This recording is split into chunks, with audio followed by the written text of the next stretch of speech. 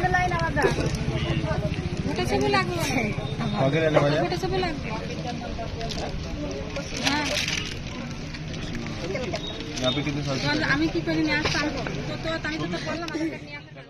नमस्कार प्यारे साथियों, स्वागत है आप सभी का एक बार दीप्ति सिंह एकेडमी परिवार में।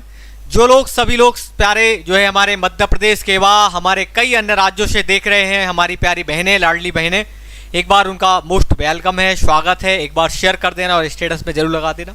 हम आज आपको बताने वाले हैं कुछ ऐसी महत्वपूर्ण खबरें जो आपको बताना बहुत ज़्यादा आवश्यक है।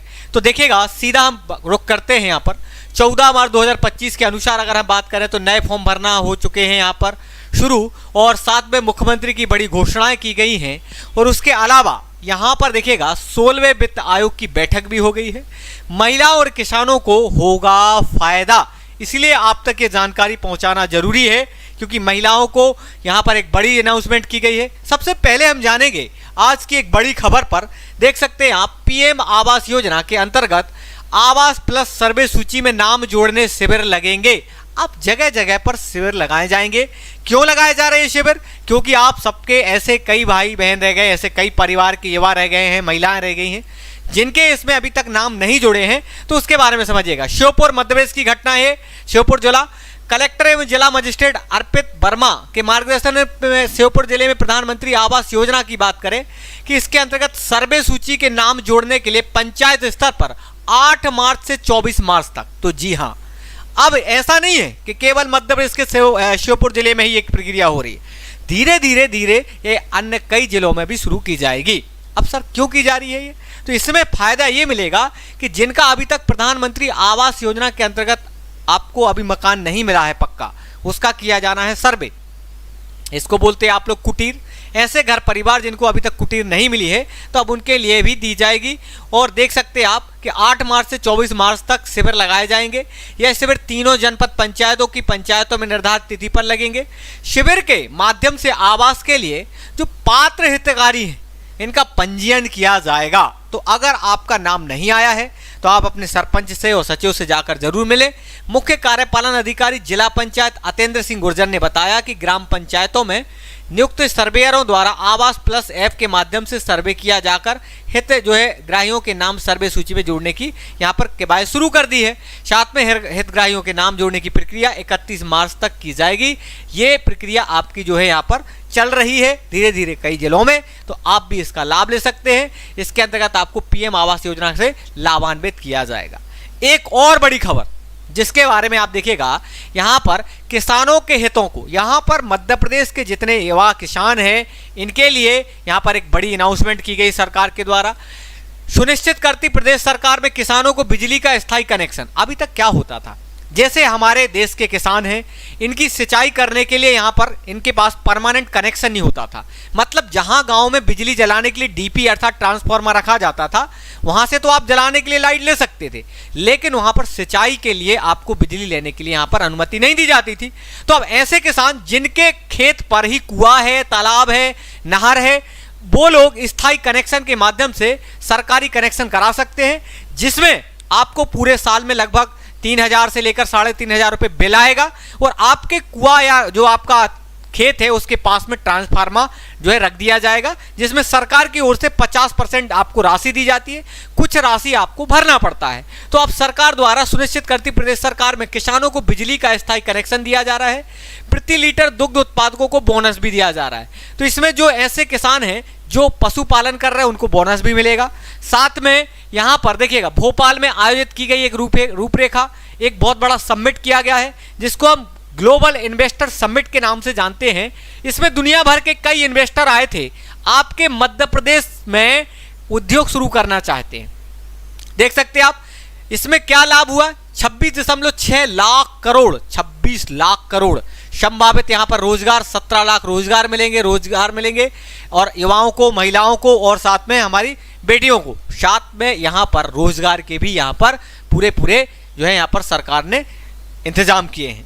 अब एक और बड़ी खबर है इसके बारे में, ठीक है। देखिए 16वें की बात कर रहे हैं, 16वें वित्त आयोग की बैठक में विस्तार से चर्चा हुई, जिसमें प्रदेश सरकार के अलग अलग विभागों द्वारा किए जा रहे कार्यों के बारे में जानकारी दी गई है। इसमें हमारे माननीय मुख्यमंत्री जी मोहन यादव जी ने एक बयान दिया है पहले आप इस बयान को सुन लीजिएगा कि क्या है उनका कहना, फिर हम आगे बढ़ते हैं। केंद्रीय वित्त आयोग की बैठक विस्तार से हुई, जिसमें हमारे अलग अलग सारे विभागों के पीएस ने हमारी सरकार के माध्यम से किए जाने वाले कामों के बारे में बताया। और मुझे इस बात की प्रसन्नता है कि आयोग के सम्मानीय अध्यक्ष डॉक्टर पनगड़िया जी ने भी इस बात को कोट किया, सभी सदस्यों ने किया कि मध्य प्रदेश की बहुत अच्छी तैयारी थी। मध्य प्रदेश ने बहुत सारे नवाचार भी किए हैं और मध्य प्रदेश के द्वारा अपने जो आगामी 2047 तक का रोडमैप किया है, ये यशस्वी प्रधानमंत्री श्रीमान नरेंद्र मोदी जी के सपनों के भारत को मध्य प्रदेश की दृष्टि से कदम मिला के चलने लायक उस स्थिति में खड़ा किया है। मध्य प्रदेश आर्थिक रूप से भी देश के सबसे अच्छे राज्यों में शामिल हो। मध्य प्रदेश की नीतियाँ भी बहुत अच्छी है और कई प्रकार के सुझाव के साथ हमने कई डिमांड भी। तो देखा आप सभी ने, मुख्यमंत्री जी यहां पर आगे की प्रक्रिया बना रहे हैं। साथ में आपको एक और बात बता दें कि यहां पर उत्तर प्रदेश सरकार की मैं बात कर रहा हूं। जी हां, योगी आदित्यनाथ जी के बारे में सुन सकते हैं आप। रानी लक्ष्मीबाई स्कूटी योजना के अंतर्गत एक नई स्कीम हम लागू करने जा रहे हैं, जिसमें हमारे देश के, देखिएगा ये तो बात उत्तर प्रदेश की हो रही है, योगी आदित्यनाथ जी की बात हो रही है, लेकिन ऐसी ही रूपरेखा आपके कई प्रदेशों में शुरू की जाएगी, जिसमें गांव में जो ग्रामीण क्षेत्रों में पढ़ रही लड़कियां 12वीं पास हैं, उनको स्कूटी देने की प्रक्रिया भी चलाई जा रही है। तो अब पहले आप बयान सुनिएगा, क्या कहना है यहां पर मुख्यमंत्री जी का। 24 जनवरी को हम लोगों ने स्कीम को लॉन्च की और अब तक 96,000 युवाओं ने आवेदन किया है। 76,000 आवेदन बैंकों को भेजे जा चुके हैं। 16,000 मामलों, यानी ये लगभग अब तक 25,000 स्वीकृत हो चुके हैं और 6,000 से अधिक को अब तक ये ऋण भी वितरण किया जा चुका है। इनका प्रशिक्षण हो रहा है और मेरा ये मानना है कि हमारा युवा इसके माध्यम से आगे बढ़ेगा महोदय और नए रोजगार का सृजन भी करेगा। 8 मार्च को महिला दिवस भी है। प्रदेश सरकार मातृशक्ति की सुरक्षा, उनके सम्मान और उनके स्वावलंबन के लिए पूरी। तो देखा आप सभी ने, यहां पर प्रदेश स्तर पर ऐसी कई योजनाएं चलाई जा रही, साथ में मध्य प्रदेश में भी सरकार ऐसी कई योजनाओं के बारे में सोच रही है। लेकिन एक और बड़ी खबर है, आप देख सकते हैं यहां पर अवैध रूप से रह रहे बांग्लादेशी और रोहिंग्या घुसपैठियों को पकड़ने के लिए दिल्ली पुलिस की जो स्पेशल ड्राइव चल रही है, क्योंकि आप देख सकते हैं भारत में बहुत सारे संख्या में अवैध बांग्लादेशियों का यहां पर निवास बना हुआ है, जमावड़ा लगा हुआ है। अगर मैं बात करूं कि आपके इंदौर में ही मैं बात कर रहा हूं, इंदौर की ही घटना है, इंदौर में भी कई कॉलोनियां हैं। यहां पर अगर मैं बात करूं तो यहां पर कई बांग्लादेशी यहां पर काम कर रहे हैं, छोटे छोटे यहां पर झोगी झोपड़ियों में रह रहे हैं।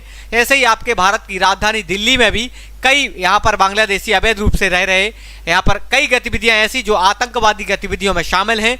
तो इनको रोकने के लिए सरकार रणनीति बना रही है। तो एक कैंपेन चलाया जा रहा है, इस वीडियो के माध्यम से आप देख सकते हैं। और अगर आपके प्रदेश में आपके आसपास कहीं बांग्लादेशी रह रहे हैं तो आप इसकी सूचना आप अपने पुलिस स्टेशन में जरूर दें, ताकि उन पर बयान जो है संज्ञान लिया जा सके।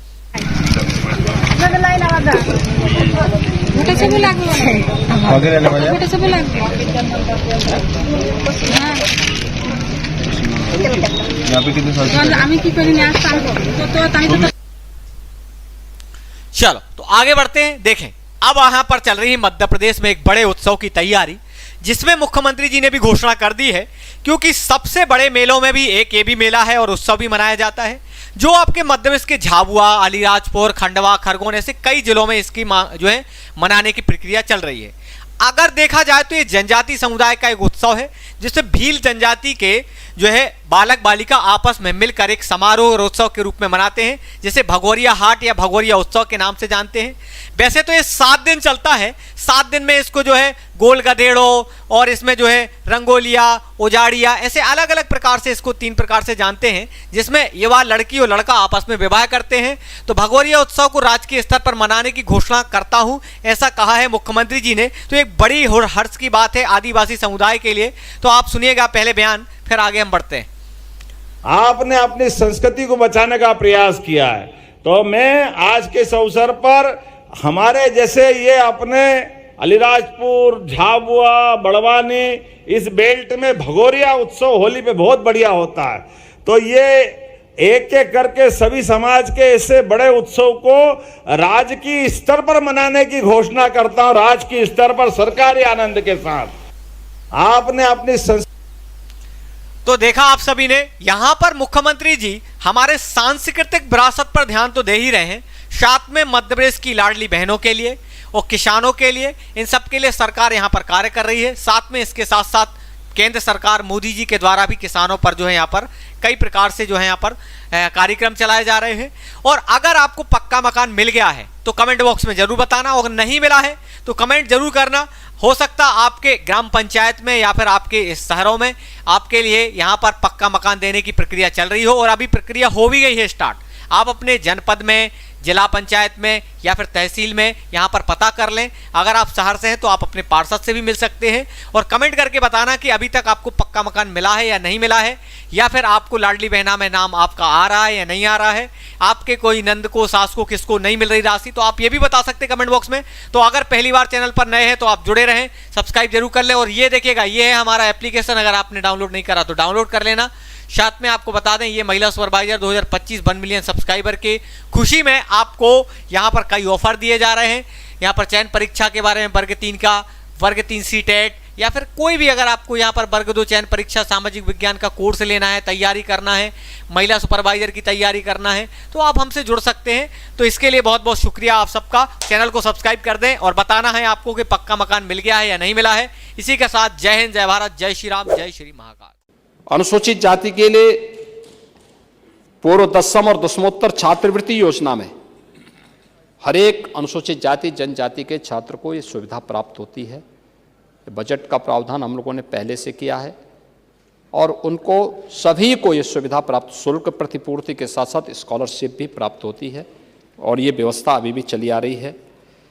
पिछड़ा वर्ग के लिए आप देखेंगे, समाजवादी पार्टी की सरकार के समय जो केवल 1200 करोड़ के आसपास मिलता था, इस बार 2825 करोड़ रुपये पिछड़ी जाति के छात्रों की छात्रवृत्ति के लिए उपलब्ध कराया जा रहा है। आप डाटा मिस कर गए या जानबूझ के नहीं पढ़े होंगे। आप पढ़ेंगे, मैं जानता हूं, क्योंकि आपकी कमी है, आपकी अपनी कमी को कैसे आप बोल सकते थे। और सामान्य वर्ग के छात्रों के लिए भी 900 करोड़ की व्यवस्था इस बजट में की गई है सोशल सेक्टर में। ओह, मैं क्या कह रहा हूं, आप पढ़ेंगे नहीं, क्योंकि समाजवादी पार्टी जहां कटघरे में खड़ी होगी उसको आप पढ़ेंगे ही नहीं। कम से कम इस उम्र में तो सच बोलने की जज्बा होना चाहिए।